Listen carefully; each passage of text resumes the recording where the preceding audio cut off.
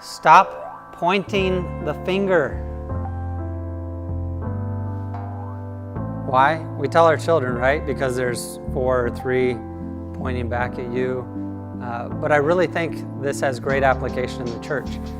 When you fly on an airplane, if you've flown on an airplane, the stewardesses always go through this. Put your seatbelt on, inflate this thing, and they say, and if you need oxygen, these masks will drop down. Take care of yourself first, put the mask on yourself, and then help smaller people around you or elderly or whoever it is that needs help with an air mask. I think of the same thing in the church. There's fingers pointing back at you, and you need to take care of yourself first. So if you look around every time you're in church and you say, oh man, I wish that person was here this week, they really need to hear this message, I think you're the person that is not putting the mask on first, you're putting it on the other person.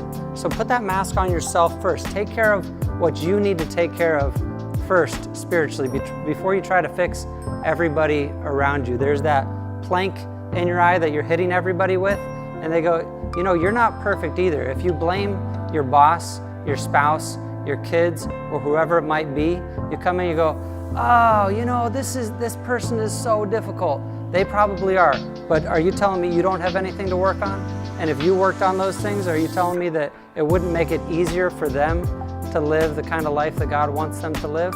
So instead of spending all of your time talking about how everyone else around you is messed up and how you need to fix them and how they need to be discipled by you, that all might be true, and there is a place for that for a lot of us, but I think a lot of us need to be looking at our own spiritual condition and taking care of what's going on in our lives.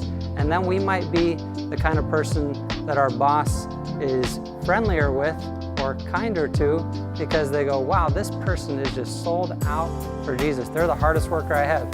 And your spouse goes, wow, he is on fire for Jesus. He doesn't care to waste his life anymore. He's just doing, and he's loving on me so well that I want to return some of that love. And your kids are like, man, my dad's never been so loving. So what I'm saying is, put that spiritual mask on yourself. Take care of what you need to take care of in your own life first.